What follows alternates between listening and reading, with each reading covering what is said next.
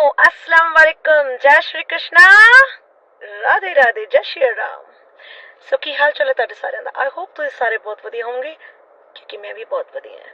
ਤੁਹਾਡੀਆਂ ਸਾਰੀਆਂ ਦੀਆਂ ਦੁਆਵਾਂ जो मेरे चाहने वाले ने उन्होंने दुआवां हमेशा मेरे नाल है ते जिहड़े मेरे हेटर्स ने मैनू गंदियां गंदियां गालां दे नाल नवाजदे ने उन्हां दियां जिहड़ियां मैनू बददुआवां दित्तियां जांदियां वो भी मेरे वास्ते कहंदे ना माँ प्यो दी गालां घ्यो दियां नालां। सो इधर जिहड़े फैंस ने मैनू बिल्कुल लाइक नहीं करदे है उन्हां दे गालां भी मैनू बहुत तरक्की बख्शदियां। जिउंदे रहो वसदे रहो, तुसीं सारे मौजा मारो, तरक्कियां बख्शो। तो मैं एक गल आखी सी एक वीडियो विच, शायद तुहानूं सारिआं नूं याद होगी, सो गल दोबारा रिपीट करन लगी अज।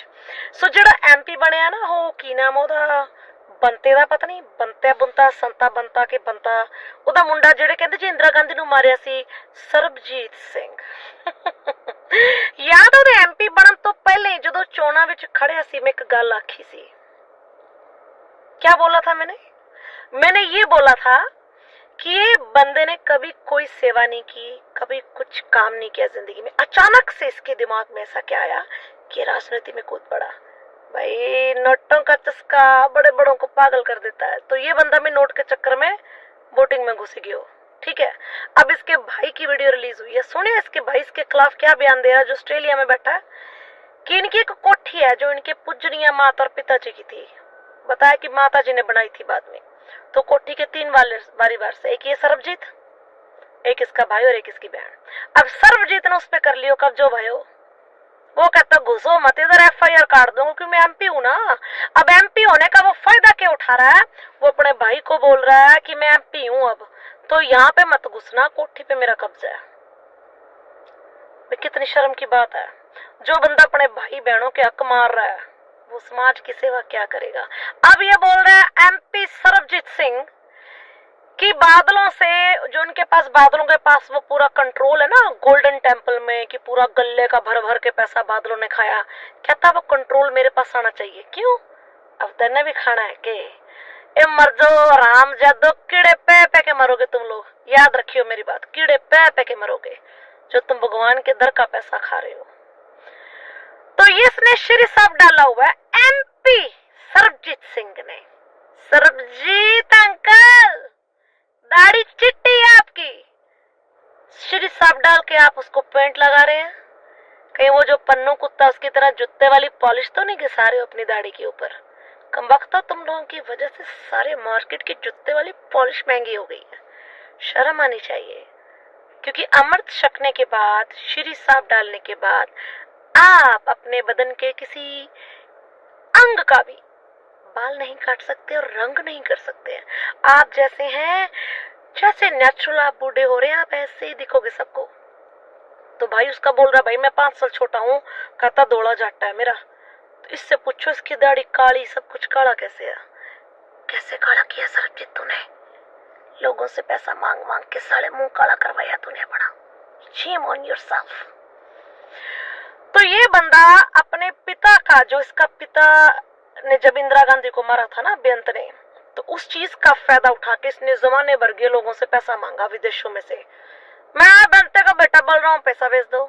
जैसे कि वो भिखारी होता है ना सिग्नल पे खड़ा, था वो भी बेचारा मेहनत करता है, दिन रात धूप में वो भिखारी खड़ा होके ना लोगों से भीख मांगता है, पर धूप में खड़ा रहता है, मेहनत करता है वो भीख मांगने के लिए। ये तो कम वक्त एयर कंडीशन के अंदर बैठ के लोगों को फोन लगा के भीख मांग रहा है। ऐसे बंदे को नेता बनाया आप लोगों ने, जो खुद अपने घर अपने गले भरने की कोशिश कर रहा है। अरे ये लोग करेंगे पंजाब का सुधार, बड़े आए खालसा वाले, हम खालसा वाले, हम सिख। अरे ऐसे होते हैं क्या सिख, जो श्री साहब डाल के अपने मुंह पे कालख पोंछ लेते हैं, बालों को इतना सभी सफेद ना होने दे, ये सिख होते हैं क्या। ये बात मैंने बहुत पहले बोली थी भाई, बहुत पहले बोली थी कि ये बंदा गद्दार है, ऐसे लोगों को वोटें मत दीजिए, मत दीजिए, मत दीजिए। पर आप लोग तो सुनते नहीं है किसी की। आप लोग तो बस हमारा पंजाबी बंदा खड़ा जताना है जताना है। अरे बादलों ने पूरा पंजाब खा लिया, अब ये भी उसी नक्शे कदम पे चला है कि अगर बादल ने लूटा है, क्योंकि जो गोल्डन टेम्पल का गल्ला है ना भाई, पावरफुल गल्ला है वो, उसमें अरबों खरबों रुपया चढ़ता है। और गल्ले के चक्कर में तो बड़े बड़ों ने वहां पे डांगे चलवाई हैं, पगड़ियां उतरवाई हैं। अब इस महाशय को गल्ला चाहिए, सरबजीत जो एमपी है, अब इसको गल्ला चाहिए गुरुद्वारे का, गोल्डन टेम्पल का, कि ये बादलों के अंडर से निकाल के अपने हक में लाऊं, क्योंकि खाना है उसमें से पैसा निकाल के। इलेक्शन में या राजनीति में वही बंदा ज्यादा अपनी टांग घुसाएगा, दौड़ेगा, मुझे राजनीति में एमएलए बनना है, मुझे एमपी बनना है, मुझे ये बनना है, क्योंकि उसको पैसा चाहिए होता है। दुनिया में बहुत कम इंसान ऐसे हैं जो बिना स्वार्थ, निस्वार्थ भावना से किसी की मदद करते हैं या अपने देश की मदद करते हैं। ऐसे लोग बहुत कम है दुनिया में।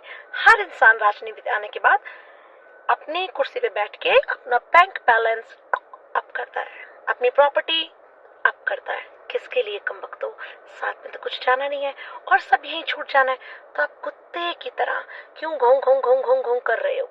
आपसे अच्छा तो कुत्ता होता है, कम से कम कमीनो वफादार तो होता है। अब उसके भाई ने, एमपी सरबजीत सिंह के भाई ने इतने इल्जाम लगाए ना इसके ऊपर कि जब उसकी बहन, सरबजीत की बहन उस घर में गई रहने के लिए, तो कहते इसने अपनी सकी बहन पे हाथ उठाया। अरे आप श्री साहब डाल के, अमृत शक के बाल तो कलर करते हो, आप औरतों पे हाथ भी उठाते हो? वाओ, ये आपकी बाणी में लिखा है, श्री गुरु ग्रंथ साहब में लिखा है ये, अमृत शकने के बाद भी आप औरतों पे हाथ उठा रहे हो। तो भाई आपने अमृत शका कहाँ से था? शकने से पहले क्या आपको कुछ उन्होंने प्रवचन नहीं दिए थे, कुछ मर्यादा नहीं बताई थी कि इस मर्यादा में आपको रहना है? गुरु महाराज ने बोला था ये कि औरत पे हाथ उठाइए, चाहे अपनी हो, अपनी बीवी हो, बहन हो, अपनी माँ हो, चाहे बाहर वाली हो, किसी की भी माँ बहन हो, औरत पे हाथ उठाना मर्द मर्द नहीं कहलाता, नपुंसक नामर्द कहलाता है वो। सो एमपी, ये जो सिमरजीत क्या सरबजीत जो भी है यार, एक तो ये साले वाहियत नाम ऐसे रखते हैं ना, मेरे को याद नहीं रहते।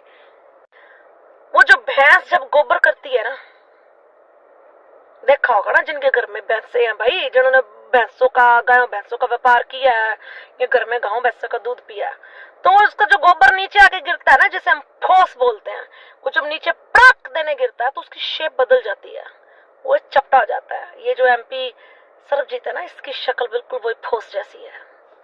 मैंने स्टार्टिंग में बोला था बंदा गद्दार है, ये किसी का यार नहीं है, गद्दार है। इसकी आंखों से गद्दारी झलकती है।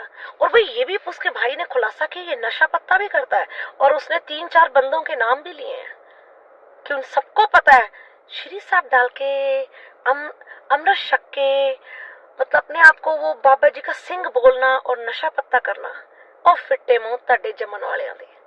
अब देखिए, इनके बाप ने इंदिरा गांधी को गोली मारी थी, ठीक है, इनके बाप ने, तो वो मर्द कहां से हुआ? मर्द तो वो भी नहीं था, क्योंकि मर्द औरत पे हाथ नहीं उठाता, मर्द औरत को कभी मारेगा नहीं, मर्द हमेशा उसी इंसान के साथ झगड़ा करेगा जो उसके बराबर बलपूर्वक ताकतवर होगा। औरत में तो शुरू से ही टेस्टोस्टेरोन की कमी होने की वजह से मर्दों के बराबर तो उसमें जोर होता नहीं, उसको तो जोर बनाना पड़ता है भाई, जिम विम जाके। तो अब उसने मारी इंदिरा गांधी, तो वो भी गया लुढ़का दुनिया से। अब देखो आज उसके परिवार में क्या हो रहा है। अगर आप सोचे बहुत जो ये खालिस्तानी है, ये खोतिस्तानी कुत्ते भौंकते हैं जो, ठीक है, भाव भाव करते हैं कि हाँ सौदा लाता इंदिरा गांधी, अरे जिसने सौदा लगाया वो तो चला गया। देखिए आज उसके घर में क्या हो रहा है, वो अपने भाई बहनों को सौदा लगा रहा है, बड़ा बेटा उनकी प्रॉपर्टी खा रहा है, पैसे के पीछे लालची कुत्ते की दौड़ है। पूरी कंट्रीज में बेअंत सिंह का जो ये जो बेटा ना एमपी सरबजीत सिंह, पूरी कंट्री से लोगों से इसने भीख में पैसे मंगवाए अपना बाप का नाम लेकर, और कहते जब इसका कोई इसके बाप का वो शहीदी दिवस आता था ना, ये बंदा कभी वहां टाइम पे नहीं पहुंचता था, क्योंकि उसको बाप से कोई मतलब नहीं है, मरने वाला मर गया। तो ये वो औलादे हैं, ये वो नस्ली गंदी औलादे हैं जो अपनी बाप के मौत का फायदा उठाकर उससे फंड इकट्ठे करते हैं, अपना घर चलाते हैं। ऐसे लालची कुत्ते को आपने एमपी बनाया। अभी देखिए मेरी वीडियो पे आपको बहुत गुस्सा आएगा, गंदी गंदी गालियां भी करेंगी, पर अभी सब्र कीजिए, सब्र कीजिए, थामा थामा भाई थामा।